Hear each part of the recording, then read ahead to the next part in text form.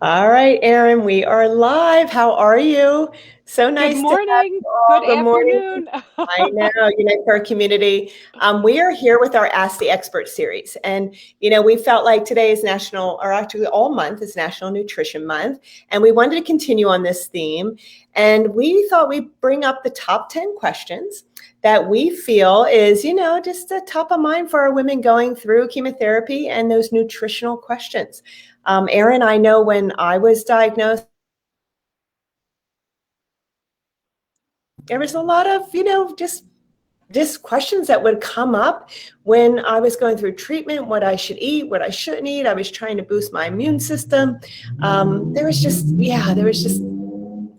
it was a lot to handle, right? And sometimes when you have that knowledge and you really understand how food can sustain you, and you learn the sort of little tips and tricks, it just helps our women. So how about Yeah. we do a nice introduction? And for those of you that don't know Erin, our nutrition manager and culinary manager on our team, and how about if you do that, Erin, and then we'll dive into like our top 10 questions I'll ask you. I love this. Yeah, yeah. Thank you so much. And it's been so great watching previous Ask the Expert series, and Michelle and I have covered from a nutrition aspect so many different areas of nutrition this month, and we thought it really would be perfect just to sort of round out the month talking about nutrition during chemo, because Sue, you're right. I mean, this comes up all the time.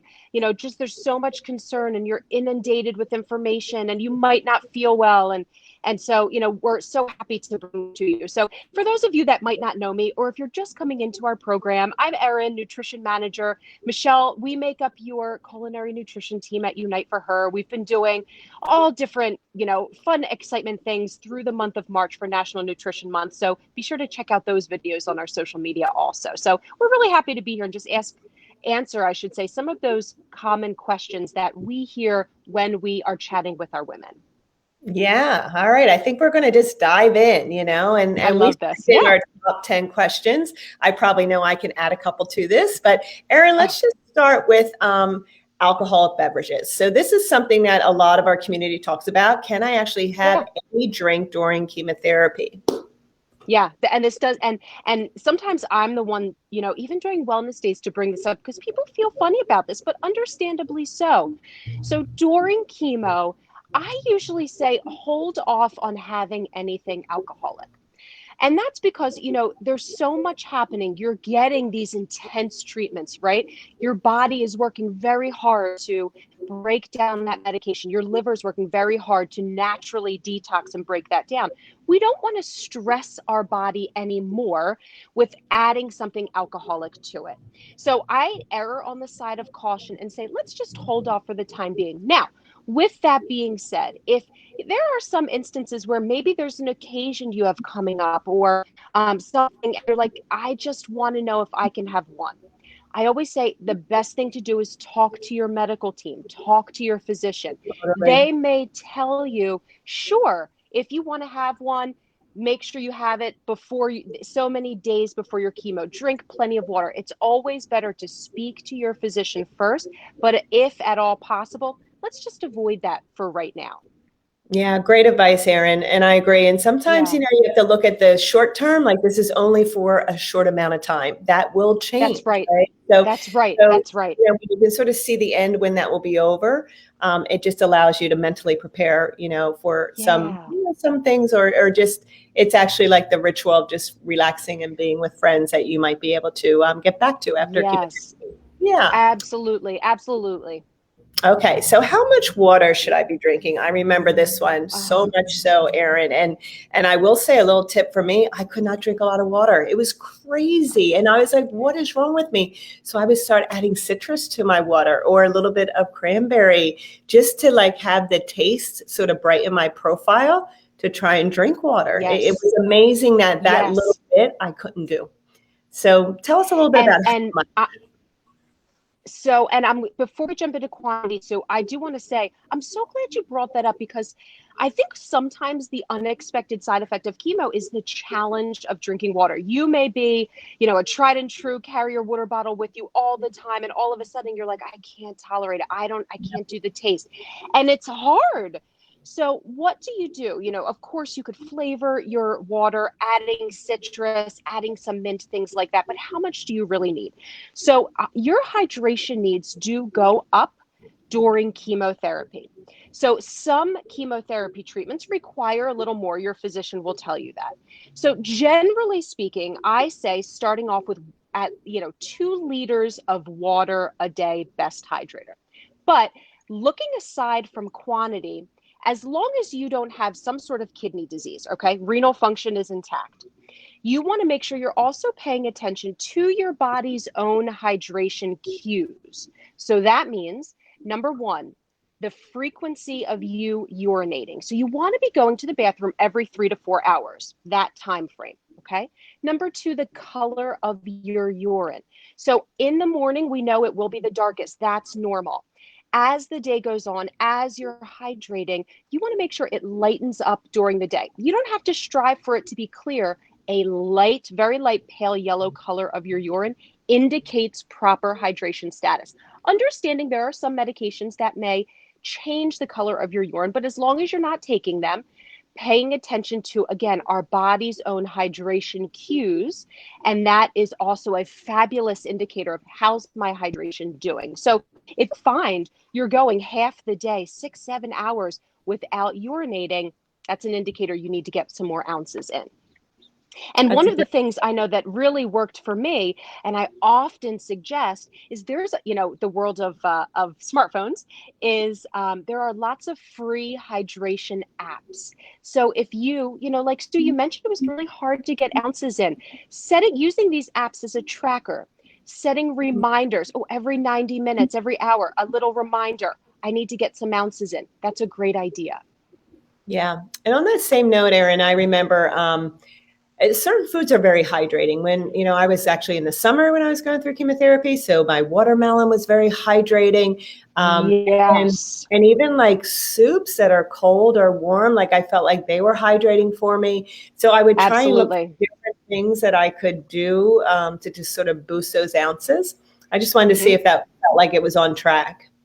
Yeah. Absolutely. And when we consider hydration status, those foods and those other beverages do play a role in total ounces during the day. So you're absolutely right. Of course, water is our best hydrator, but also considering things like our fruits and vegetables, things like watermelon that have a higher water content, a cup of tea. I add that to my hydration. So you're absolutely right.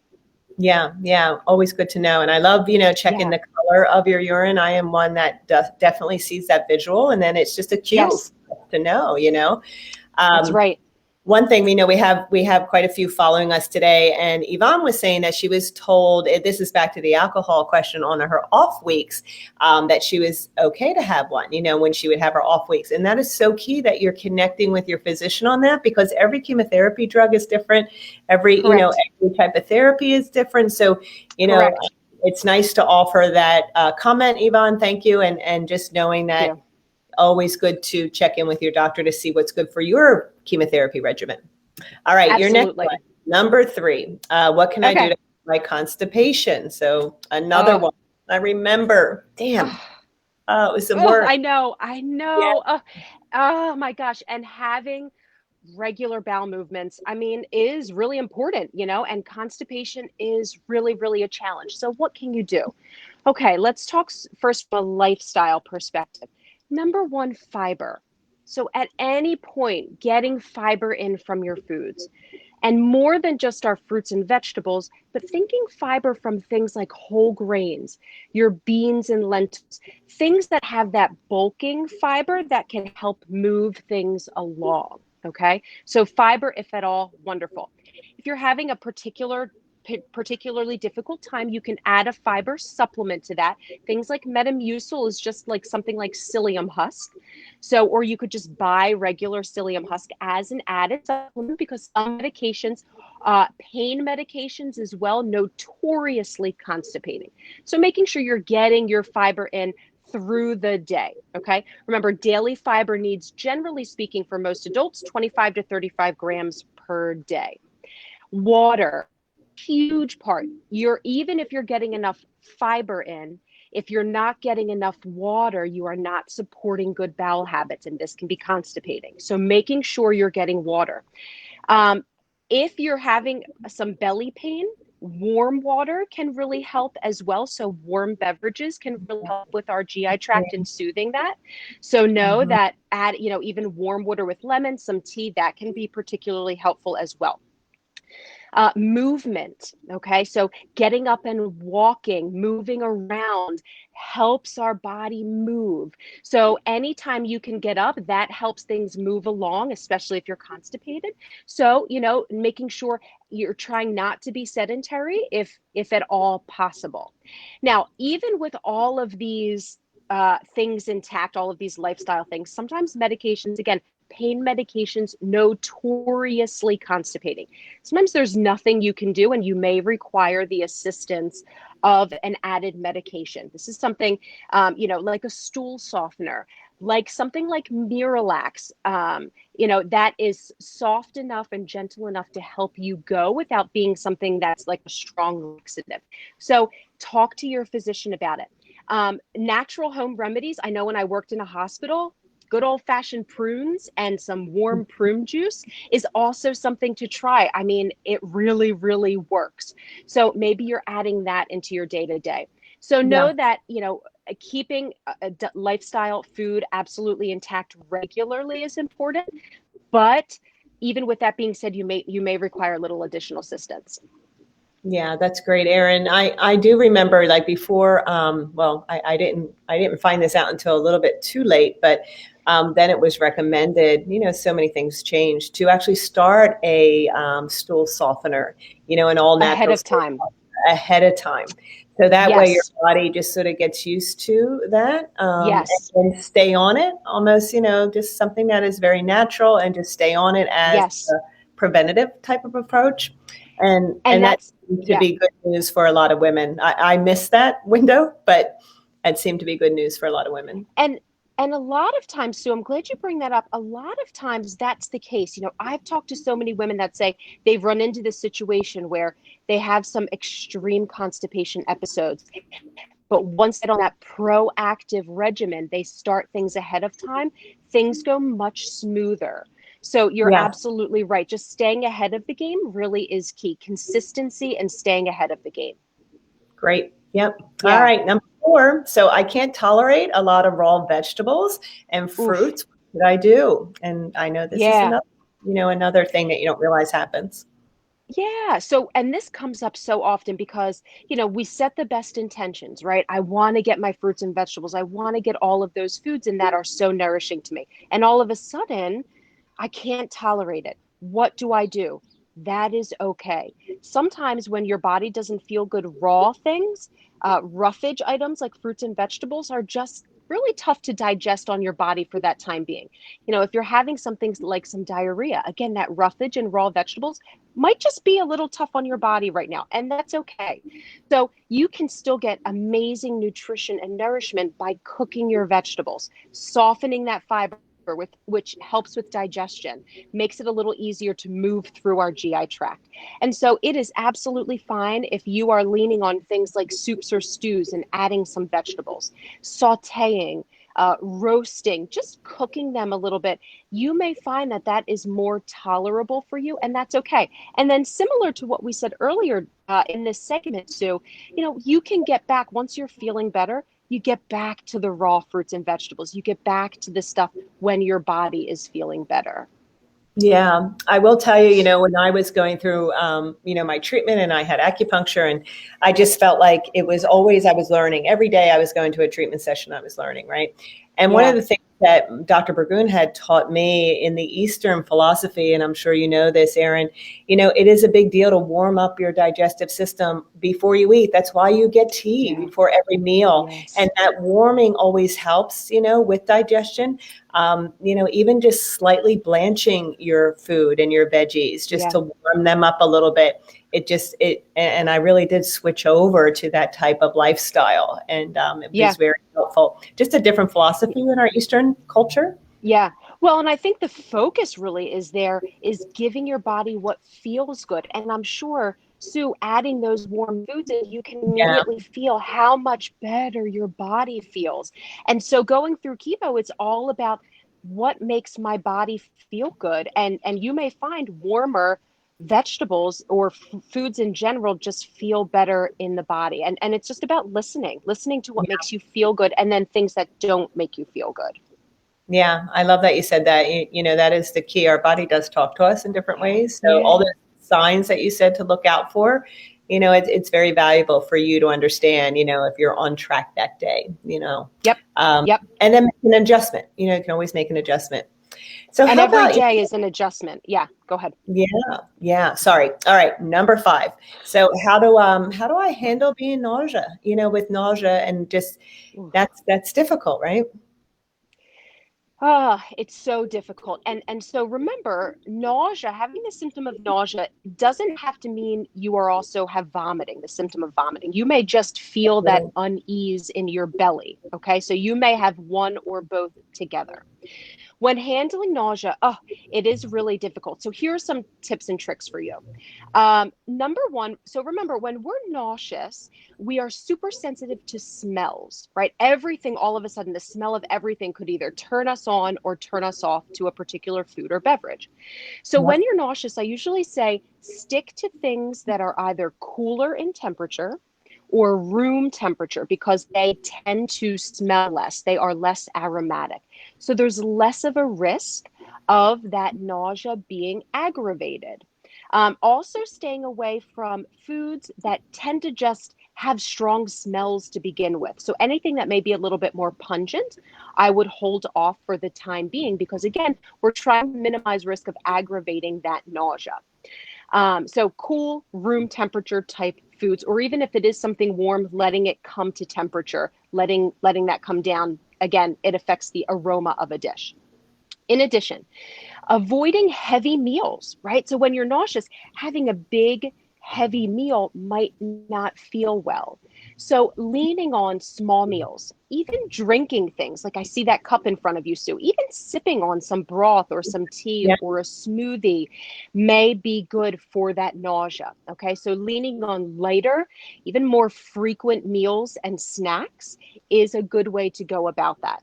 And know that, again, letting go of that expectation that you have to have a full meal, have a formal meal. That's okay. If you can just get in a few bites, that's okay. That's okay. Yeah, really valuable. We had Anna Marie, Anne Marie, sorry, put into our chat that, nothing worked for her. And Anne Marie, that was me. Nothing worked for me. I tried everything. And she did some acupressure bands on her wrist, and that seemed Love to that. work really well for her. For me, which is crazy, Erin, my yoga helped me with nausea. Yeah. I couldn't get over Yep. it. It was the power of my mind. It was almost trying Yep. to get that meditation going and that slow movement. And that was what I went to my go-to routine, which Yep. pretty empowering, that you Well, can look at some of these things that could help you. and that's really the key. And I'm really glad we got that suggestion, because you're right. Now we have this information. We have these tips to offer you. Some may work and some may not. And that's because every body is different. Everyone responds differently. So you're right. You have to sort of play with all these different tips and tricks. Things may vary day to day. So what worked for you yesterday, all of a sudden you're like, it's not working anymore. Normal, right? Normal. That's why Michelle and I are here. If something isn't working, let us help you. Maybe there's something else you haven't tried that we can offer to you. But also looking outside of the realm of food, just like you did, Sue, and leaning on deep breathing, leaning on meditation, some gentle movement may calm that system. You're exactly right. Yeah, yeah. And the nice thing about, the Unite for Her nutrition program that Erin and Michelle deliver, they are available 24/7. They are available anytime. Absolutely. Shoot an email over. It's not as if, once we start in our program, we're always with you. So don't feel like you can't reach out, ladies, if you're having any of these Ever, ongoing ever. symptoms. Okay, Absolutely. so one question here is, my food has no taste, and we know this all so well and have a lot of tricks there. What should I do? Yeah. So understand that during the time of chemo, there is a very high risk of developing food aversions. So I do say during chemo, at all costs, avoid your favorite foods, because one thing we don't want to happen is you get through chemo and all of a sudden you go back to your favorite foods and you're like, oh, the memory is just there. I can't enjoy this anymore. So avoid your favorite foods. We'll get back to that. Now, food has no taste, right? Because sometimes when food has no taste, you think, oh, this is my favorite food. I know I love this. And then all of a sudden it doesn't taste the same. So again, avoiding those. What to do if food has no taste? So this is where, I really love that fats model from the Cancer Fighting Kitchen cookbook, right? Fat, Yeah. acid, salt, sweet. So it's about manipulating the flavors of our food to really provoke our taste buds a little bit. Again, not everything may work, but we've got these tricks up our sleeve. So fat carries flavor. So consider adding a little extra fat, maybe a little drizzle of some avocado oil or olive oil to finish a dish. That may help you. Acid for sure. So acid could be anything like squeezing a little bit of lemon or lime to finish your dish. Again, that acid sort of perks up our taste buds a little bit. But maybe you're using things like vinegar, a little bit of red wine vinegar, apple cider vinegar, again, to sort of perk up our taste a little bit and brighten those flavors, not just from a sheer flavor standpoint, but literally just help our mouth take up those flavors. Yeah. You may find that your taste buds change. Things are a little bit more salty or things are a little bit more sweet. So if you're feeling that things are all of a sudden tasting sweet, try finishing with a little bit more salt and see if that sort of balances that taste you're picking up on. If things are a little bit more salty, maybe you're adding a little bit drizzle of maple or a little bit of sugar or some honey, tad bit to sort of balance that. Again, it's all about playing with how your taste is. In addition, oral care is also really, really important during this time. Anytime our oral cavity is affected, oftentimes to some degree, there's some affecting. I always say you can make a really easy rinse with some distilled water, some baking soda, and salt. Use that throughout your day. You can make it at home. Common ingredients. It keeps your mouth clean. It promotes healing in the oral cavity, and that can help ease some of those taste changes that you may be experiencing as well. And what's the ratio there, Erin, to that baking soda and water to make your own mix? Oh, that's a great question. I think it is per like 1 cup of water. It is a teaspoon of salt and a teaspoon of baking soda. I know that in the cookbook, that recipe is in there, and then you would just sort of, increase that. You can make a big batch. Yeah. Great. But again, that's something that there's no limit on how often you can do that. So I often say, like, before meals or after meals, give your mouth a quick rinse. Yeah, that's awesome. Good idea. Yeah. All right. So we know that, people have no appetite, and that's, you want to get, food is energy, right? So when you have no appetite, you feel like, what am I supposed to do now? I just can't get anything down. I have no appetite. Any tips there for our community? Yeah, this is really hard. I hear this often when especially, I'll hear, I was such a good eater. I was a good eater and now I have no appetite. I don't know what to do. Okay. There's several things that you can do. So first is, again, let go of that expectation that, number one, you should be eating the quantity or the types of foods that you were eating before. Let go of that. Try again smaller, lighter meals. Okay. Something really gentle on your belly, even if it's a few bites of something at a time, really subtle and light. Try to incorporate those. Again, avoiding things if nausea is accompanied with that appetite, avoid things that may be hot or too fragrant.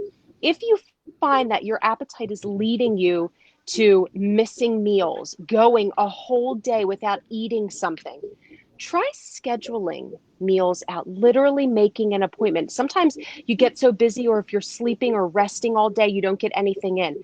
Schedule a time in the morning to have a few bites of something light for breakfast. A couple hours later, schedule time again as a reminder. You get something light in, mid-afternoon snack. And so you're sort of making the time to sit down and have a little something. Okay. And so just kind of that scheduling and getting in a routine can be very helpful, because appetite, when you don't have it, you can go a whole day, if not more, sometimes, if you're just not up for eating. And we want to make sure at all costs trying to get any sort of nourishment in. Yeah. Yeah. Great tips there, Erin. Okay. Next one up is, what should I eat during chemotherapy? That was like a big question I had. I remember asking my oncologist this. This actually is why I dove into so much nutrition when I was sick. Yeah. And I remember the answer was, eat whatever you can get down. And that was really hard for me to swallow, but I literally swallow. But I think that, sometimes you just have to be gentle with yourself, and you just get the energy in and the nutrients in that you can. But I really dove into foods that could help me, boost that immune system. What are your thoughts Yep. there, Erin?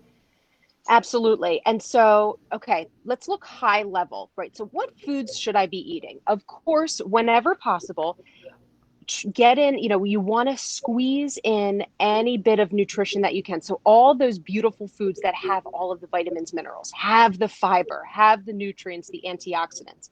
Absolutely. Fruits, vegetables, legumes, nuts, seeds, herbs and spices, whole grains, all of those. Understanding that you may not be up for having them, or they may not feel good. So here's what you can do. On the days that you feel well, appetite is a little bit better, symptoms are mild, and we often see that when you have some time between treatments, right? It becomes cyclic. We sort of anticipate, I may not feel well during these days, my appetite is a little better on those days. When you're feeling a little bit better, that's the time to maximize our nutrition. Get in those healthy, wholesome foods in any way you can. It doesn't have to be in large quantities, but anywhere we can squeeze in those healthful foods, go for it. That includes water and hydration as well. So absolutely, you want to be getting those foods in. On the days that you don't feel well, again, do the best that you can. And I know that statement, Sue, is really challenging. They're just told, get whatever in that you can. And there is some truth to that, because you do need calories, right? You do need energy in, because when you're not getting calories in, what happens? Higher risk of weight loss, higher risk of lean muscle loss, which puts a person at higher risk for not tolerating treatment, increased risk of infection. So there's things that come along with it. So absolutely, getting energy in is a big priority, but we want to include some nutrition with that. So do the best that you can when you feel well. When you're not feeling well, get in whatever you can tolerate, and know that you can sort of make up a little bit on the days that you're feeling well. Again, and being strategic about your choices. So maybe on the days that you're not feeling well, a vegetable broth is what feels well, and that's what you can tolerate. Some light soup or a stew, that is light on the belly. It gets a little bit of nutrition in, but it's nothing heavy, nothing that upsets your stomach or your GI tract. So we kind of have to manipulate a little bit. Absolutely. Great. Good. And then, and you know what?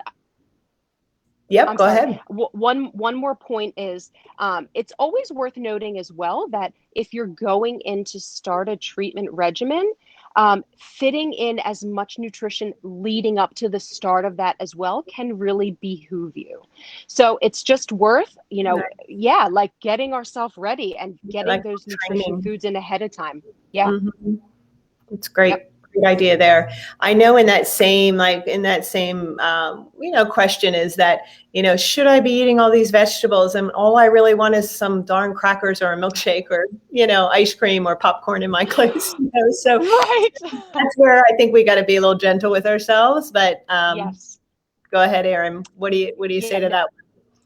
And the key word, Sue, you said it, is gentle, right? Let go of those expectations. Sometimes that weight that we put on our shoulders of, oh my gosh, I'm so nauseous, but I have to get a salad. And like, what is that stress doing on our bodies? And think of the weight that is lifted off, and we just say, it's okay. Not today. Not today. So yes, if drier foods, lighter foods tend to sit better in your body, okay, accept that for the day. Tomorrow's a new day. You may feel different tomorrow. You may feel a little bit better tomorrow, or in a couple days, or in a week. Again, we're going to leverage that opportunity, and on that day, we'll make the best thing that we can. So it's okay, and if your treatment is an acute period of time, again, know that you'll get back to the way that you were eating. You'll sort of get back to your regular rhythm moving forward. But for right now, it's about doing the best you can whenever you can fit in that nourishment. Great. If it's not on this particular day, that's okay too. Yeah, thanks, Erin. That's one thing, I feel like we're so proud of at Unite for Her is that we meet all of our women where they are, and there Yeah. is no wrong, it's just understanding what you're able to take on that day, and then Yeah. being gentle with yourself, and then saying tomorrow's a new day. Tomorrow's a new day, Yeah. because emotional Yeah. stress that can be worse than the darn, not getting what you think you need to get in for that day.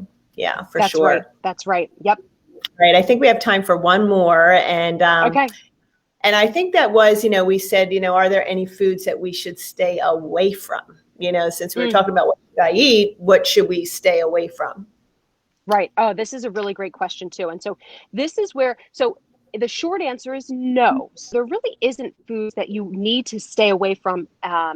And we'll talk about fresh fruits and vegetables in a moment. I just want to address that during chemo. But the things that we really should be avoiding are things that don't make our body feel well. So again, it's about listening to your body. If that salad is not sitting well in your GI tract, then that is something to be avoided that day because it doesn't make your body feel good. So it's about listening, and things that might not sit well, things that may be causing some side effects. Those are the types of things that you want to say, I'm going to hold off right now because it doesn't feel good when I eat or drink them. I will come back to that. So, and just sort of continue to listen to your body. The question often comes up, my doctor told me I shouldn't be having any raw fruits or vegetables during chemo, right? Is that true or not?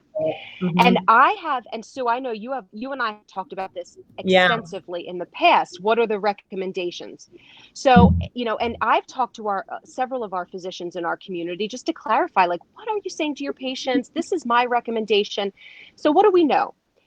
If you are on chemotherapy, and you are not neutropenic, meaning your white blood cells are not so low that you are at a very increased risk of infection. If you're just going through chemotherapy, it is okay to be consuming raw fruits and vegetables. We need that nourishment in order to, help our body continue to heal well and recover.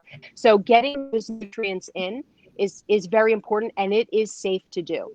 If you are neutropenic and your physician will tell you that, then absolutely at that point avoiding that, because we are just looking at ways to decrease your risk of foodborne illness. And so, when you're incredibly susceptible to something like in the state of being neutropenic, then sure, you may want to avoid and cook those vegetables as well, cook those foods. Across the board, you want to make sure you are following food safety protocol, meaning, wash your fruits and vegetables, whether it's with a fruit and vegetable mix, whether it's something that you're making at home, whether you're just using regular good old soap and water to rinse your food. You want to make sure that you are cleaning them. You want to make sure you're cooking your food to temperature, right? So if it is an animal protein that you're making, that you are not undercooking it. We want to make sure it is to temperature. Paying attention to having leftovers. If things don't smell good in the refrigerator, or if they look kind of suspect, err on the side of caution and do not consume it. So we want to make sure we're minimizing food risk by following food safety across the board. So keeping those intact, absolutely. But again, aside from that, through chemotherapy, it is absolutely safe to consume our raw fruits and vegetables. We need that nutrition when it feels good. Again, when it feels good to you. Yeah. Thanks, Erin. So there's, ladies, if you have our community, if you have any other questions, always put it in the chat. We follow this, and then we're going to actually pop it on our website. We have an Ask the Experts. Her library is the email address or the URL address. And we'll be able to keep this up for people to, reference, which is really valuable. Erin, you are such a wealth of knowledge. So thank you for joining us today. And this was wonderful. Yeah. And I do feel like, when women are going through chemotherapy, it is short-lived, right? Like for some of our community, it's short-lived. For others, we have to understand how to live with that and make those adjustments. Yes. So know that we are here for you, and that we will give you, all of our attention on what we can do to help that, process become a little bit easier. Yeah, for sure. Absolutely. And I do say, you know, again, this is where that nutrition consult can come into play. And that is where we can continue to connect and be your guide through your treatment. So Michelle and I are here to connect with you as often as you want and need. That is why we are here. So never feel like you have to go through this alone. We're here for you. Yeah, awesome. Thank you, Erin. Appreciate you. Have a Oh, great day. thank And you. Yeah, this was wonderful. signing in with us today. You got All it. right. Thank you. Be safe, You're everyone. welcome. Have a good weekend. You too.